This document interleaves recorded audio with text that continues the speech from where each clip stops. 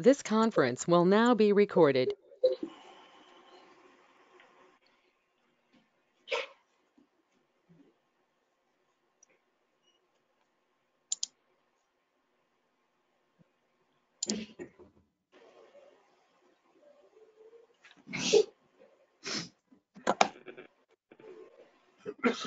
What's the address there?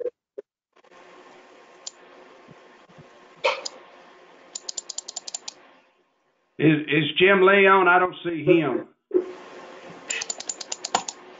He is, sir. Okay. Okay. I'm going to now call this meeting of the Sweetwater Council to order. I'm going to ask Councilman Lee to lead us in the invocation and Councilman Castro to lead us in the pledge.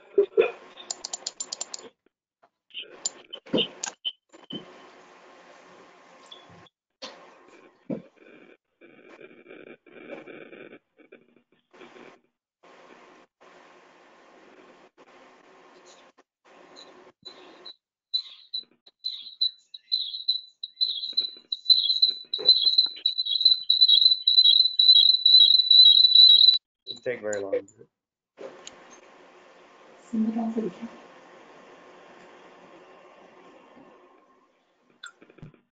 Six windows.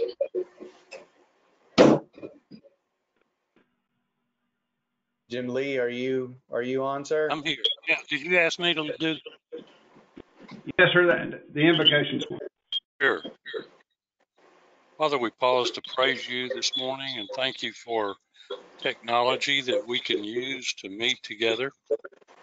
I pray this morning that we can deliberate successfully, make the decisions that would be pleasing to you, and allow blessings to each one, that we might continue to be safe, that we might be progressive thinking, and be encouraged by your presence in our life. Thank you for loving us and keeping us. In Jesus' name, amen. Pledge allegiance to the flag of the United States of America and to the republic for which it stands, one nation, under God, indivisible, with liberty and justice for all. The Texas flag. I pledge allegiance to thee, Texas, one state under God, one and indivisible.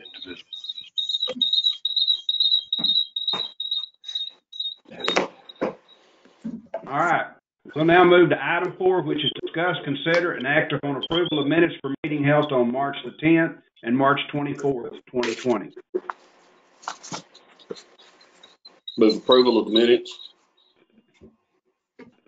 Second. All in favor? Aye. Okay, this meeting will be.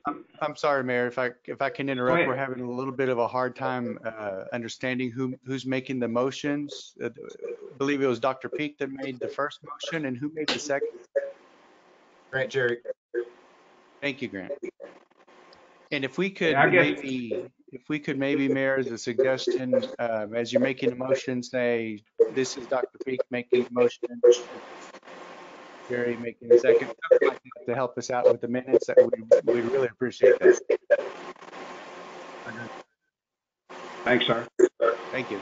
This meeting will be closed to in-person attendance by the public. A temporary suspension of certain provisions of the Open Meetings Act to allow telephone and video conferencing public meetings has been granted by Governor Greg Abbott. These actions are being taken to mitigate the spread of COVID-19 by avoiding meetings that bring people into a group setting and in accordance with Section 418.16 of the Texas Governmental Code. At this time, do we have callers who wish to comment or emails that need to be read?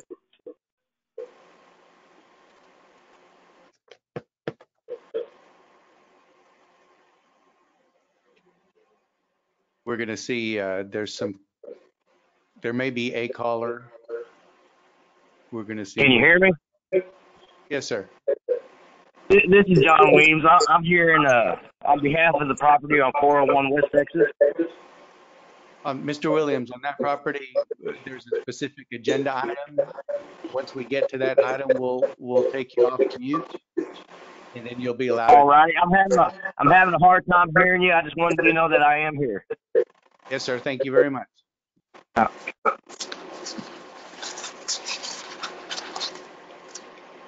Anyone else?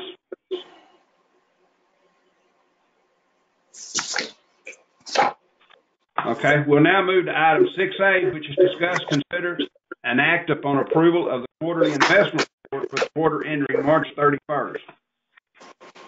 Any questions of Patty?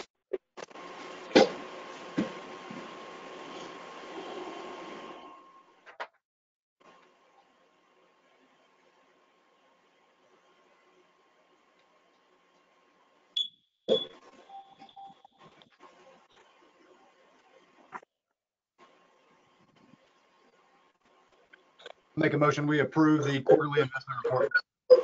Grant Cherry. Second, Jared Peak. All in favor? Aye. Any opposed? Okay, motion is approved. Okay, we'll now move to item 6B, which is discuss, consider, and act upon approval of designating an acting city manager in the event of the city manager's temporary absence or disability. Any questions?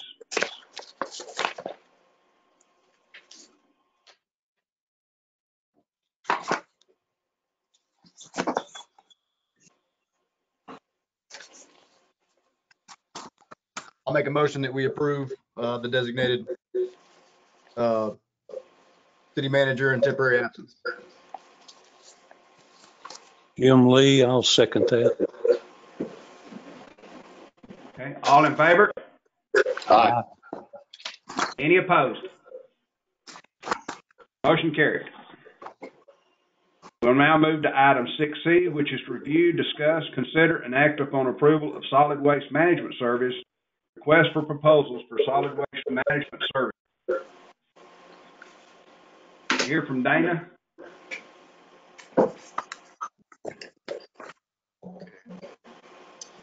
Morning, Mayor and Council. This is an item that staff has been working on for some time, for a number of months. It is an RFP, residential, commercial, and roll-off container services. This is the direction that was given to staff, and what I have before you is a summary sheet that you have, and I thought I'd go over a couple items I have regarding the RFP. So basically, the RFP is a request for proposals to potential service providers for the residential, commercial, and container roll-off services. The summary sheet that you have really is a proposed scope of work. And so we're asking those that may submit to provide information on, number one or two residential refuse collectors a week. And what this entails is a change from where we have the 3-yard metal containers in the alleys. In many cases, not all cases, because we have some actually 96-gallon containers out in our area and in some locations in the city because there are no alleys. And also we would remove the 3-yard containers in the street right of way, all replaced with 96-gallon containers with pickup on the curb. The billing for that is proposed that the city would maintain billing services for residential refuse collection, and the service provider would manage the billing for commercial service and container sets, part of those services. Residents are, they may pick up more than one container. Wanted to make that known that there's always the ability to have more than one 96-gallon container. I know that may be an issue. So that is part of the process that we would put together. As part of the service and no charge to the city, we would ask for 20 homes a year for 40-yard roll-off containers for whatever projects that we may have. Looking at 6 dumpsters, city use at locations designated by the city, and that would be in addition to the way I see it, refuse collection, pickup at no charge to the city for all our city facilities. And then 2 permanent roll-off containers at the city's drop-off center or the recycling center. Contractor would abide by an agreement that we currently have with the city of Snyder landfill until that agreement expires or there's a potential financial buyout to that contract. The contractor would also provide which we currently do for the Nolan County Fairgrounds and the activity that goes on out there. That's by a local agreement that we have with Nolan County. We're also looking at scheduled bulky items pickup at the curb. Again, we're trying to remove all of this out of the alley. We have some issues in our alleys I think we're all aware of dumping, and so we want to move it to the curb. There would be at least a 1 scheduled curbside for white goods, bulky item collections, month collections. In order for the public to understand the schedule, we'd have a calendar that would be provided to the public as to when we would pick up for residential and for the bulky pickup items. As part of the RFP, the contractor provides everything: the material, equipment, labor, and disposal, whatever landfill they may use at its own cost and no cost to the city for those collection services, except for residential utility billing, which we would maintain here. They would supply all the transportation, necessary transportation and storage facilities for all the materials and equipment necessary to perform the services. Would pay for all the local, state, and federal taxes and any charges. Use the solid waste or the state solid waste levy fee. Again, they would have the schedule. They would have to provide all of the financial records, that type of thing, for inspection by the city at when the city would request that information, primarily for auditing purposes. There would be some performance criteria that we would review periodically or recurrently. We'd be looking at an initial 5-year term. Beginning, we're thinking potentially October 1st. If we do this, it's renewable every 5 years. The increases, potential increases would be subject to consumer price index information. Also, as part of this, just for your information, we are going to submit, the city will submit a bid. So we will be also in the competition for the services for this. And as part of this too, we need to have a review committee that will be set up to review any of the RFPs that we would receive. Looking at, there's a calendar of events, I believe May 1st, if in fact we could start that process of getting these distributed, if they look fine to the city council at this point. And then we would receive those in about, I want to say about 6 months or so. I don't have the calendar, actually I do have the calendar in front of me. But anyway, there's a calendar set up for this. We think that that will work. I've gone through very summarized fashion. We provided an inventory as to how many users or customers we currently have for residential and commercial. So this is really culminating from really looking at the program and believing that there needs to be some changes made to it from the standpoint of service and cost. And so that's why you're being asked to consider this RFP. So we might move forward and seek some proposals. Again, these are proposals that would be approved by the city council. We would just review them based on the criteria that's in the RFP. And then it's the decision of the city council to move forward or not move forward in as this process plays itself out. At that point, I don't have any more to add, but we'll try and answer any questions that you may have. I've got the actual draft document here. If you have any questions, you may have to refer to a page number for me. I think that we've got this ironed out pretty well. A lot of review towards it. We have a good calendar, I believe, that we could get this done. And it's needed, in my opinion. So anyway, I don't have any more to add at this point.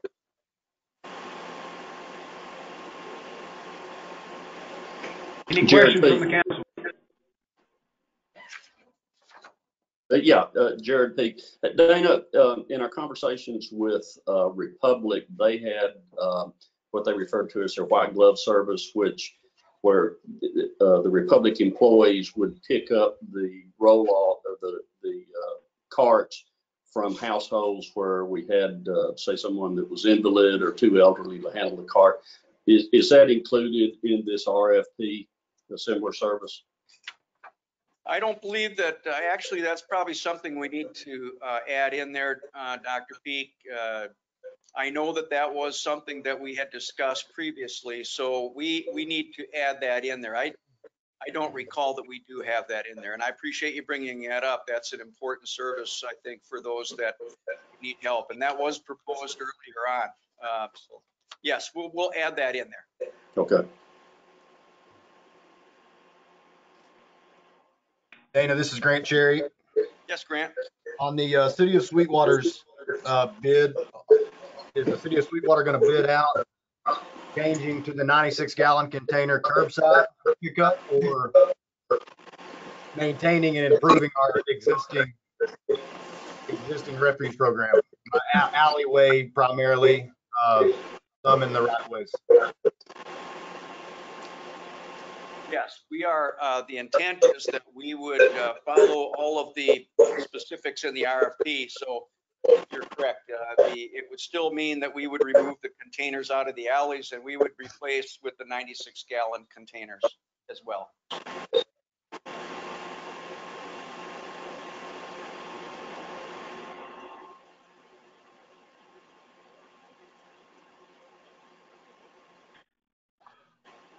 One other question, Dana, Grant Cherry here. A little confusion on the dates of when the RFPs are due. On page 14, it says June 6th, the proposals are due. When they're received? Say again, Dana. Are you asking what date, the calendar of events? Yes, sir. On page 14, item 10, it says the proposals are due at City Clerk's office by June 6th. Then on page 18, it says June 26th. Is that a typo, or is that a different date? No, that's it should be the 26th, so we'll have to change that date. Probably just didn't put a 2 in front of the 6. That's fine. So the due date is officially June 26th. Yes.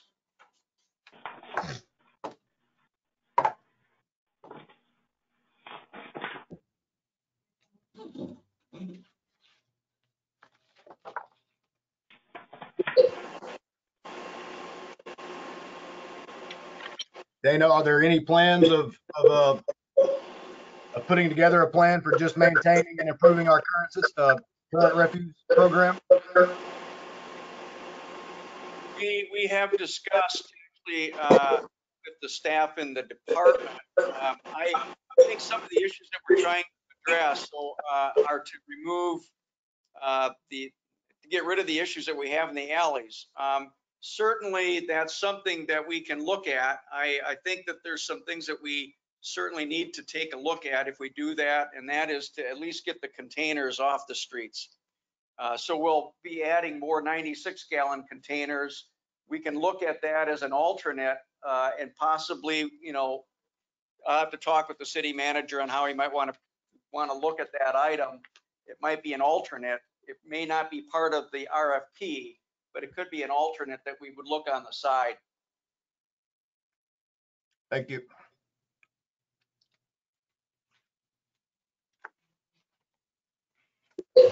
Jared, Dana, nothing in our actions today commits us to converting over to the polycart system.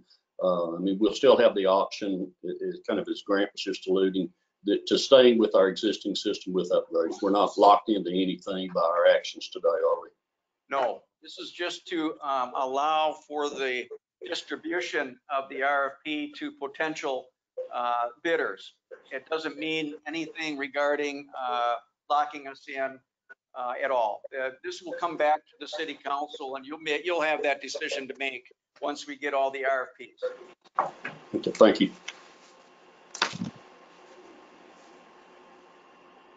Dana, do we have any clearer picture on how many or any other prospects than Republic? Well, we've been out. We know of a number of potential service providers. I would say, if I may, certainly Knox and Republic will probably submit bids, but we've got some others that we have that we're going to send this out to. So we're hoping that we get a good number on this. So we're doing everything we can to get it distributed widely.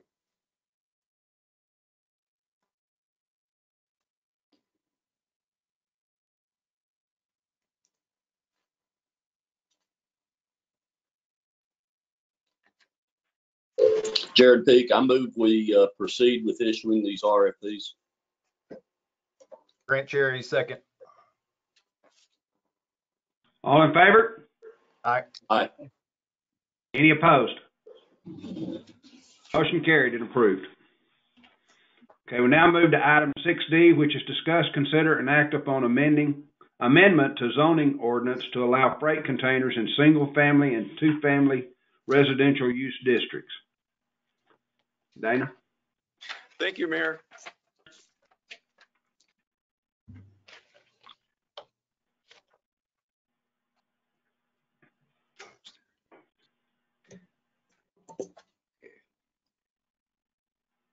I'm just getting kind of set up here. Okay, thank you, Mayor and Council. This is an item where the staff has received some inquiries about potential or about freight containers that have been placed in residential use districts. And what I mean by residential use districts is we've got A dwelling district, which is single family. We've got B dwelling district, which is two family. But there's other zoning districts that allow for single family homes, our commercial districts, for instance. So just because they're commercial, what we do is we build uses into those commercial zoning districts, allowing residential and commercial. So the freight containers could be placed in a lot of different locations, potentially wherever a residential use is allowed. As I said, there's been a number of inquiries regarding the potential placement of these freight containers on residentially zoned or used properties. And a little background, on July 9th of 2013, the City Council approved an ordinance that would have only provides for freight containers in our K, L, and M zoning districts, which are our industrial and manufacturing zoning districts, not allowing freight containers in our residential districts. And that was, again, 2013, July 9th. So this has been something that's kind of come up occasionally where somebody has placed one on a residential property. So it was thought that we would re-review this item, which I think is a good idea. So we took it to the Planning and Zoning Commission, and we took it there on March 24th of this year. Information that was provided to the Planning and Zoning Commission was other communities that may have allowed freight containers in residential use districts. And when I looked at that, I looked at Texas specifically, and then beyond Texas to see how this might have been working. And I didn't find very much by way of allowing for freight containers in these residential use areas. I think trying to get some history on what happened in 2013, I think that the decision there was because we had an oil boom or something going on, that there was a thought that we would be placing the freight containers in residential properties and they would be used as dwellings. I think that was one point that was raised back then that was partly the reason that they were not allowed in residential use areas. So upon bringing this information to the Planning and Zoning Commission and presenting what I had provided to them, in addition to letting them know that I didn't find much by way of Texas or other, I did provide, here's some examples, by the way, of freight containers, and I kind of pulled these off the internet, but this is what we might be looking at in residential areas. Very safe for storage, not real easy for accessory dwellings.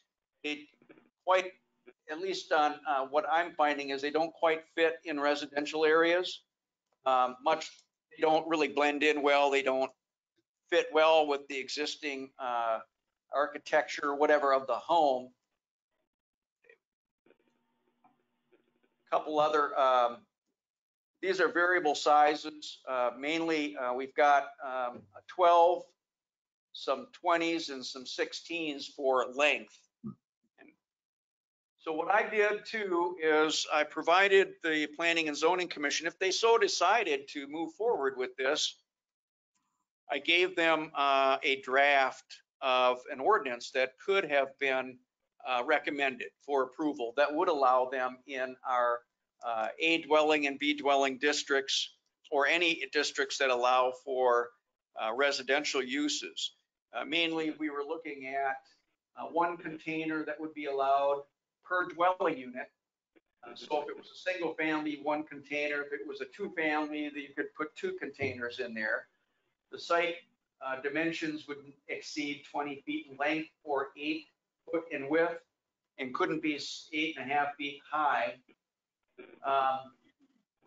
You'd have to follow all the setback requirements for typical accessory buildings or structures in residential areas. They would have to be site-proof from public view. They would have to be, the color would have to match to the primary structure on that lot. They would have to be anchored to a foundation, and could not be used for dwelling purposes.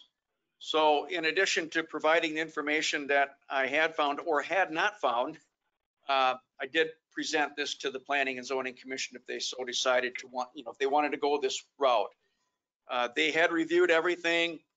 They decided that their recommendation would not be to amend the zoning ordinance, therefore not allow freight containers in residential use districts, feeling that they wouldn't really meet what we're trying to accomplish in our residential areas. It would be maybe just not fitting in well. So they wanted to essentially confirm the decision, I guess, that was made in 2013 by just allowing them only in the KL&M districts and not the residential use districts. So the staff recommendation for the city, for mayor and council this morning, is to not amend the zoning ordinance to allow for these freight containers per the Planning and Zoning Commission recommendation, as they have researched this item on your behalf. That's their recommendation to you this morning. And I don't have any more to add to that. I can answer any questions if you have any at this time. Dana, Grant Cherry here. Yes. Just to be clear, by not amending this, we still are allowing containers in K, L, and M zoning districts, just not in residential? That's correct. Yes, and it's a good question. So nothing would change. It would be as it currently is.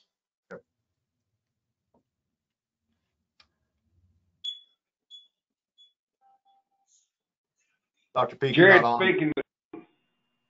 Mike's not on. Yeah, I'm sorry, I muted myself. My wife wants one of those buttons. We have some containers out in some neighborhoods. I know some of them were there before we enacted this original ordinance. And then I know of another that has been there well over a year. And I think that particular container, I think it's around 12th to 13th Street, is what kind of prompted this review. And at the time, I spoke with the individual and told him we would address it and see what could be done. It's dragged on for a year now, and I'm just wondering what's going to be the status of those containers that were there prior to the original ordinance and containers that have been moved in since the original ordinance up till today. Are they going to be grandfathered in or not? I have talked about that. I know, and my thought is that they would not be compliant with the city code. I would advise the property owner of that. That being said, the fact that we've been taking a while to study this issue, the problem that we have is that they've enjoyed the use of those containers through this period of time. And they may have a right to continue using those, and then we would draw the line at this point in time that anything from this date would not be allowed. That may be something I just need to sit down and talk to Pete about a little bit too, regarding this item. I haven't talked to Pete, but we'll figure out something in regard to this and what's reasonable, I think, for those properties where they currently have them. Good, thank you.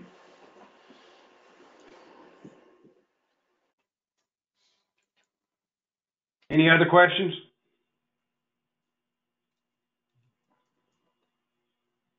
Mayor, Grant, this is, go ahead, Jim.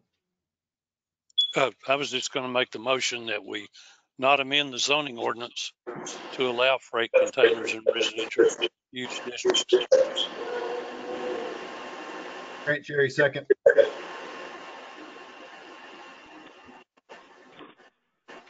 Okay, we got a motion and a second. All in favor? Aye.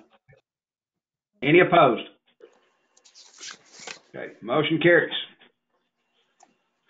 Okay, we'll now move to item 6E, which is enter into public hearing and hear a presentation from Mr. Danny Showing, Director of Planning and Development Services, on declaring structures and described properties within the city of Sweetwater, Texas to be dilapidated and or deteriorated and unfit for human habitation, so as to require repair, rehabilitation, or demolition, providing a time for which to rehabilitate, repair, or demolish such structures, and provide for the repair, rehabilitation, and demolition and removal. Motion. Jared, you're muted. Jared Peak, I move we enter into public hearing. Do I have a second? Grant Cherry, second. All in favor? Aye. The public hearing is open. At this time, Pete Sheridan, City Attorney, will swear in Dana Schoening, Director of Planning and Development Services, and Danny Heine, Code Enforcement Officer, for their testimony regarding the dilapidated structures. Do you solemnly swear that the testimony you will give before this proceeding today will be the truth, whole truth, and nothing but the truth? So help you God.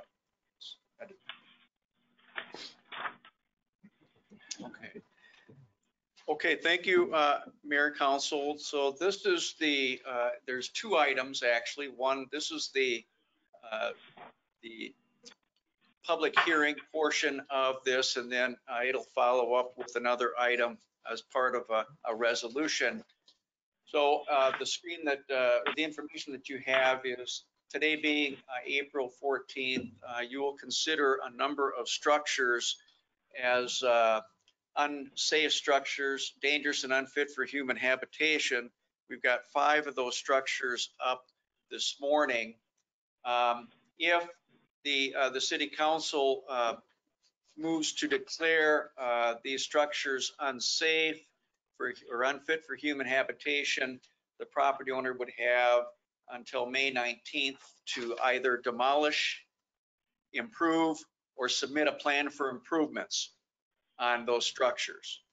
And so we've given them 35 days. It's basically says 30 days here, but we allow for the certified mailing. So on the resolution part of it, the order that you would come out with today, it would allow for 35 days just to allow for the mailing. If in fact the city goes through the process and ends up having to demolish these properties, the city would handle the abatement and then would place a lien on the property for the costs of that abatement. That is at the end of the process where we've removed a structure and so forth. What we're looking at is our City Code of Ordinances, Chapter 7, Article 6, under substandard structures. We look at these structures from structural standards, utility standards, fire prevention, and health and safety. And I have a number of pictures for you to take a look at. Staff has gone through and looked at these structures and had made a decision on bringing them to you this morning for your consideration to declare them as dilapidated and substandard structures. I'm going to go through the items here, and I'll go property by property. And I know we have a gentleman that is going to speak on this one here. So this first one is, let me make sure I got 2 slides. There we go. This is 401 West Texas. Legal description's up there. I don't have to read it, but if you can see, it actually doesn't look so bad from the front. And from the sides, it's got a brick facade. I mean, it's got a nice design. The problem with this structure is it had a fire, and it has significantly damaged the inside of this structure. You can see it by the roof. It's unsecured. It is a situation where it will need a complete roof replacement. It's an unsafe structure at this point in time. Again, we did send the notices out to all these property owners. Up until today, we had not received any inquiry. You might have got, Danny, I don't know if you got an inquiry from this gentleman earlier or not regarding this, but we have other pictures. We don't have them up here to the inside because we were able to get on the property through an administrative search warrant where it's badly damaged on the inside. You're seeing outside pictures at this point in time. And so the staff recommendation, or the staff feels that this is an substandard structure at this point in time. We have not received any plans from the property owner on doing any rehabilitation at this point. There may be that coming forward, but at this, without having those, staff believes that should be declared substandard, and because it's unsafe for for public health and safety. I don't know. We'll go down the list, I guess. Yeah. Is that all you have on that one? Is there anyone who wishes to speak regarding 401 West Texas Street?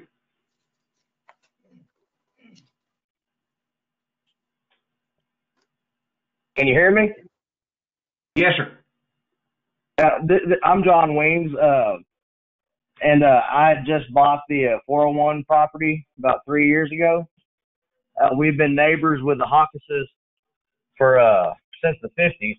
So when they offered me the property, you know, I wanted to fix the house, but there's too much damage done, and I had some carpenters come and look at it, and they said it'd just be cheaper to demolish it.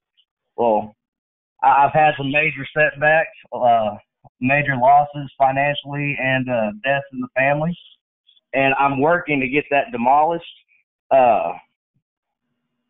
I'm working to get it cleaned out. I just got a truck, and we hadn't been able to get the city dump truck dropped off over there to load up the inside to use the dump grounds because there's no water bill there. But we've got plans to get it cleaned out and knocked down. I've got an uncle in Brownwood who was supposed to come down this March to help me demolish it. but there's another setback there. I do want to knock it down, and I don't know if what would be the best way to do that. You know, I don't want to lose the property, but if the city is willing to work out a payment plan, I would love to get it knocked down. I don't know exactly how to go about any of this stuff. Like I said, initially I wanted to, you know, redo the house because the Hawkinses were like family. You know, we've lived next door to each other for over 50 years.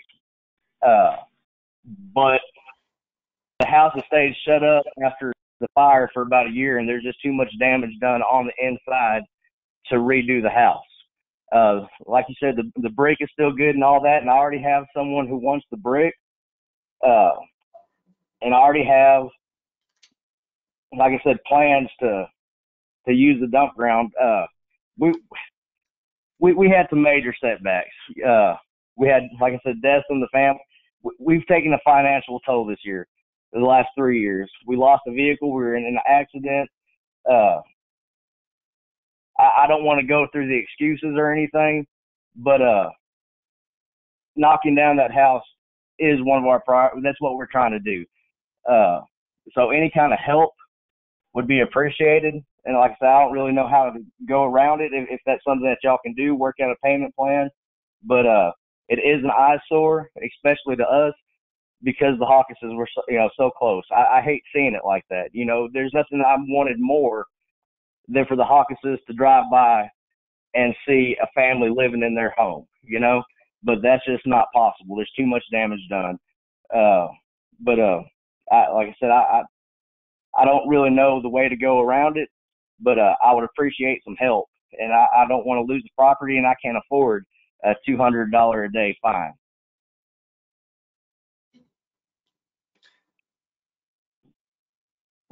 I can, if it's okay with the mayor and council, kind of speak to that.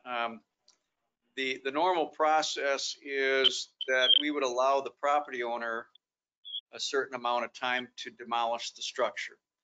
And that's a 30-day time period. If in fact it's not taken down in 30 days, the city will initiate the abatement, meaning that we would bid out for contracting services to take care of the demolition. And we would do that like we have with other structures. At that time, we would normally put a lien on that property. We might be able to work out something from a payment back over a certain period of time with a ending date would be preferred. So we could actually work out something. I think in this case, if you're not going to demolish it yourself, we can take care of that through our normal processes. I think we can set up a payment period after the structure's been taken down, but only for a certain length of time. You know, we would agree to what that length of time could be based on your finances and so forth, and work with you to get that done. Or we would put a lien on the property. I think from our standpoint, it might be preferable to set up a payment plan to give you the opportunity to do that. I think that that's by our code. I would greatly appreciate some assistance. I don't like to ask anybody for help, but like I said, I'm an Army brat. I was raised overseas in Germany, and I didn't move back to Sweetwater until 97. But from 1986 to 1997, this right here in Sweetwater was home. You know, the Hawkinses were always our neighbors. The first thing I did when I got back to Texas was go see Sean. You know, I decided, you know, to live and die in Sweetwater. My grandparents lived next door since the 50s, and they've always been home back, you know, and it's my job to hold down the fort, you know. And I've got 3 kids who I don't have much to leave to, so I'd like to leave them a lot.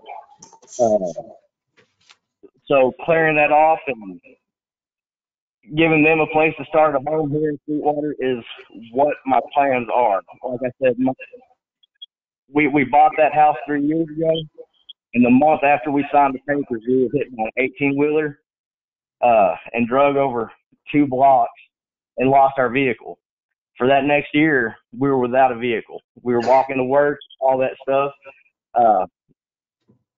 Finally bought a truck, and my sister passed away. We paid for the funeral, and I mean, she had no life insurance, nothing like that. Like I said, we've been battling for the last 3 years. My sister passed away, and then her daughter, who just turned 20 this year, had a heart attack, something known as the broken heart syndrome.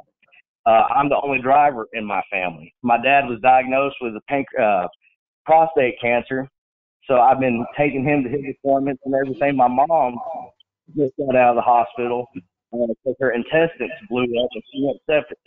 My grandmother also passed away. I'm telling you, it's been one. Every time we get up to where we can do something, we get knocked back down. But we don't want to give up on it. Like I said, we don't have a lot to lose on kids, but this is our plans for their future. You know, they want to stay in Sweetwater. We want to give them a place to build their own home. And I would greatly appreciate any way that y'all could help me do that. Okay. Thank you, sir. I'm sorry, Mayor, go ahead. I didn't mean to butt in. No, go ahead. I was going to say, I just wanted to be clear that if we can work out something with the property owner, but I just wanted to be clear that the cost of demolition is on the property owner, not the city of Sweetwater. We will work out a payment plan to get paid back for the abatement, but it's not at the city of Sweetwater's cost. If we end up demolishing it and somehow, you know, we hope that the payments will be made and we're all done, but if the payments are not made, we will have to put a lien on the property, and that's a city code requirement. But again, we can work out a payment period, a payment schedule with you. In this case, we would initiate the demolition. We could initiate the demolition in 30 days. All righty. We'll work out something if it's possible. Okay, just to be clear, I have 30 to 35 days from this point right now to start the demolition on my own, correct? Yes, you'll have 35 days from this date. All righty. So if I can get it knocked down in 35 days, we're all good, correct? Yes, in 35 days, that's correct. All righty. And then after the 35 days, will we have another hearing, or how do we go about that? If it's knocked down in 35 days and it's all cleared off, then we're done at that point. There will not be another hearing. This is really the only hearing at this point.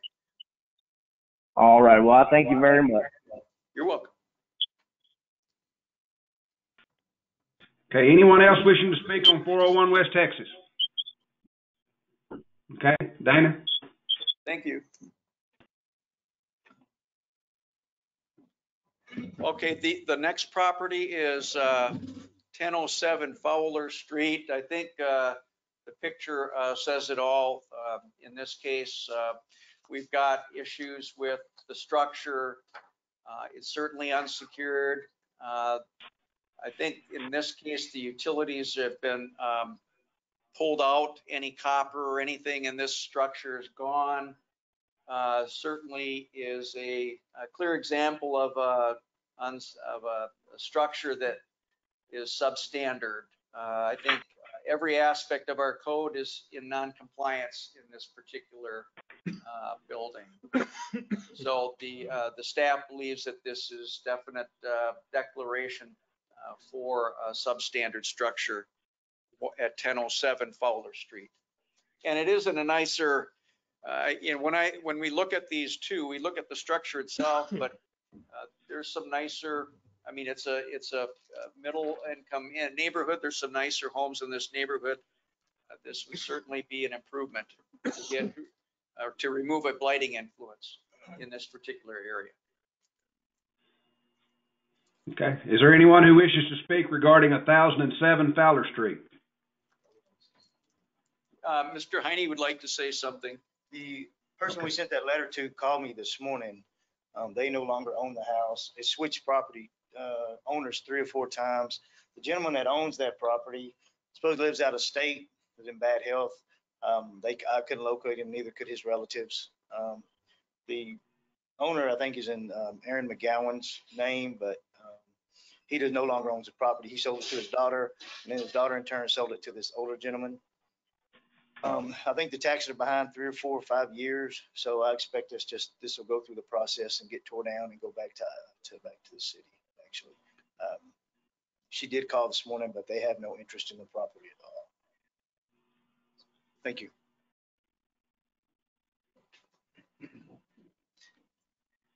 Okay.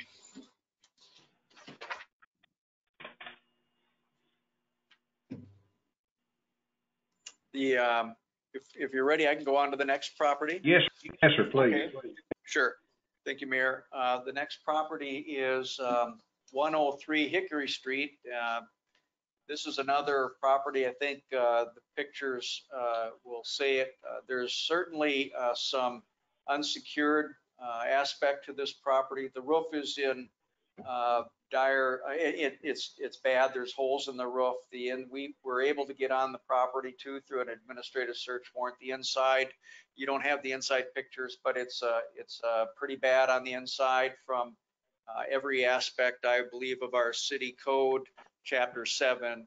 This is definitely a substandard structure by code, and the staff believes that it should be declared as such.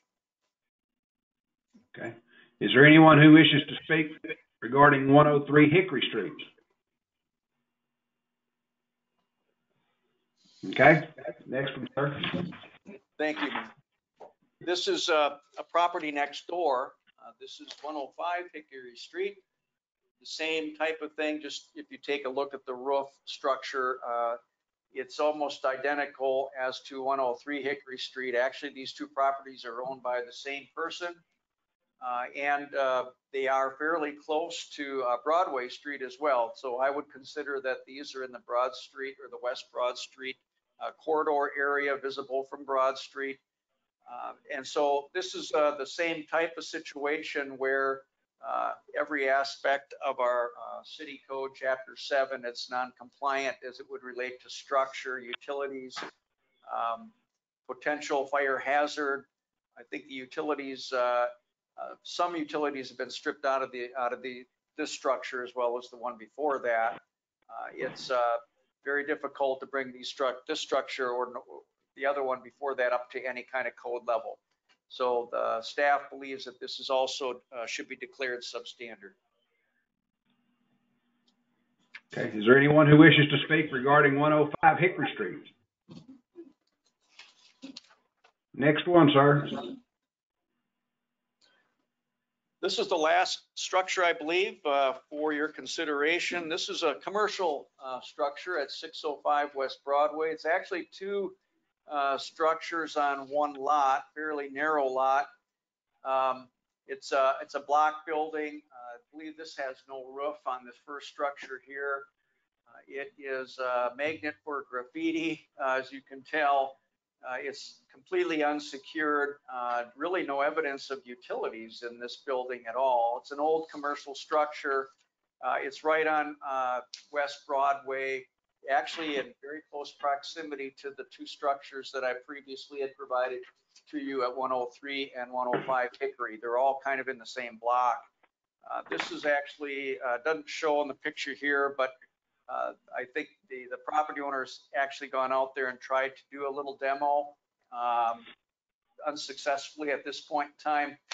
I don't think we've had any contact with the owner either.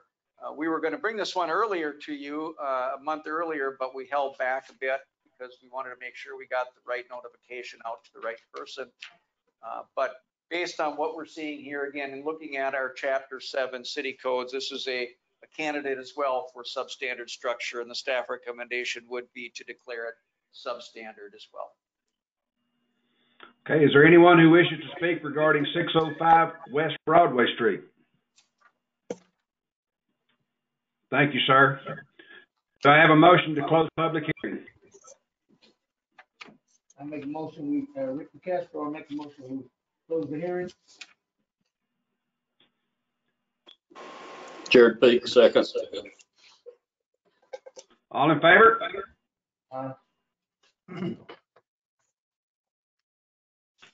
Okay. Public hearing is closed. We will now move to 6F, which is discuss, consider, and act upon a resolution declaring structures as described properties within the city of Sweetwater, Texas, to be dilapidated and are deteriorated and unfit for human habitation, so as to require repair, rehabilitation, or demolition, providing a time for which rehabilitate, repair, or demolish such structures, and providing for the repair, rehabilitation, and demolition and removal.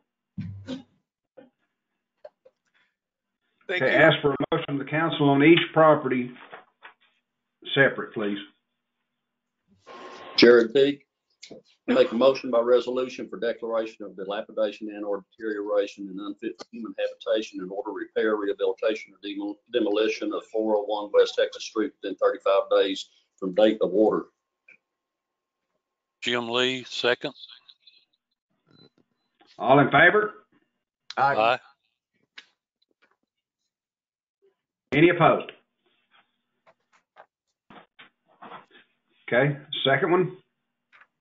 Jim Lee, I make a motion by resolution for declaration of dilapidation and or deterioration and unfit for human habitation and order repair, rehabilitation, or demolition of 1007 Fowler Street within 35 days from date of order.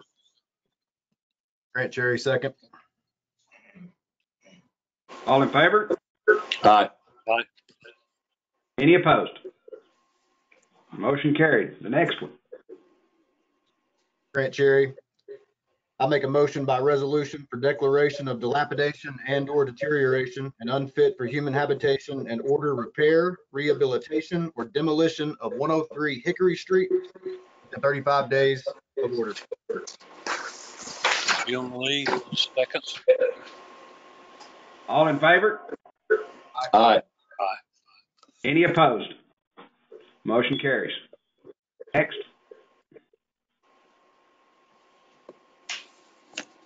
Grant Jared Cherry. Peak, Go ahead, Doctor. go ahead, Grant. Grant Cherry, I make a motion by resolution for declaration of dilapidation and or deterioration and unfit for human habitation and order repair, rehabilitation, or demolition of 105 Hickory Street within 35 days from date of order. Jim Lee, second. All in favor? Aye. Any opposed? Next.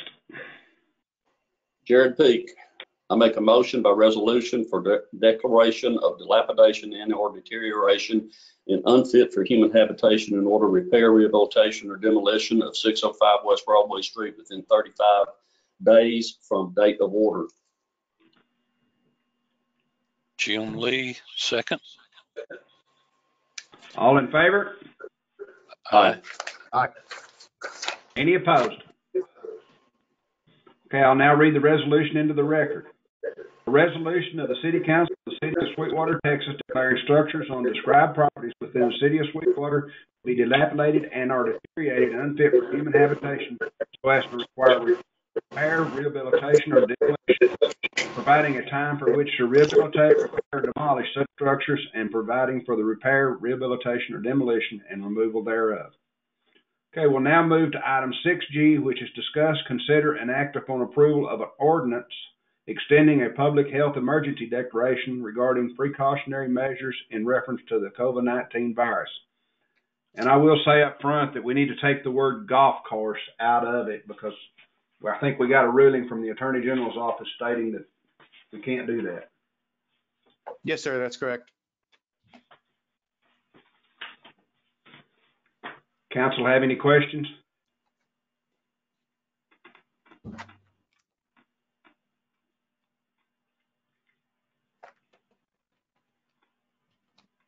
Grant Cherry. I make a motion, we adopt the new ordinance to extend the local disaster declaration. Do we have a second?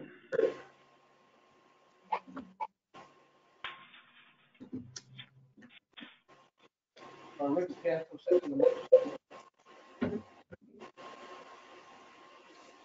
All in favor? An amendment to the motion, please. Okay, yes, sir. Do we need to strike the word golf course? Is my understanding? Yes, sir. Yes, sir.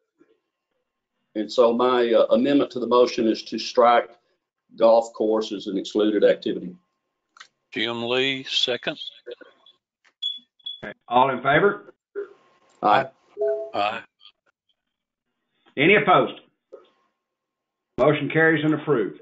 Now read the ordinance into record. An ordinance of the City Council of the City of Sweetwater extending a declaration of local disaster, establishing rules and regulations for the duration of the disaster, restricting certain activities, establishing penalties for violations. City Manager's report. Yes, sir. Have two items to report: City of Sweetwater closures and then the landfill and recycling center hours, just to update y'all and the public. The following buildings and structures, places of doing business with the city, continue to be closed to the public. Now we still have our employees at City Hall, at the library, at SNAP, etc., doing the work that needs to be done as essential employees. But the structures, the buildings themselves are closed to the public. We've found innovative ways to keep taking utility bill payments and those types of things without having to interact and break that 6-foot barrier with the public. But you'll see that City Hall, the City County Library for about 2 to 3 weeks now, SNAP as well, although SNAP believe they're delivering frozen meals to their clients on Mondays, and that'll go on through the, I believe through the end of at least April, if not into May. They are also taking, I believe still around noontime, drive up folks who want to curbside pickup meals for the day. The fire station is closed to the public, as is the service center. Other city facilities remain open to the public, such as the police department, but we're doing our best not to interact within that 6-foot barrier and those types of things, just to minimize our contact with the public. And of course, as we just discussed, the golf course will remain open for the duration as an essential activity, as stated by General Paxton over the weekend. Is there any questions about any of these closures or buildings that or programs that remain open from the council? If not, I'll move on to the next item, which is the drop-off center and the East landfill facilities. Changes in hours of operation. You'll see that the drop-off center, the recycle center, is effective April 13th, and the East landfill was effective March 30th. It just gives us greater flexibility to do the things that we need to do at both locations, which are considered essential services. You'll see the previous hours there, and then the new hours. We put that out on social media. We do have it on our website, and trying to let everybody know as we're able to and how we're able to about these changes. So any questions on this? If not, Mr. Mayor, that's all I had. Thank you, sir. Thank you. Call for a motion for adjournment. Motion made. A motion to adjourn. Have a second? Second, Jim Lee. Thank you, sir. All in favor? Aye. Thank you.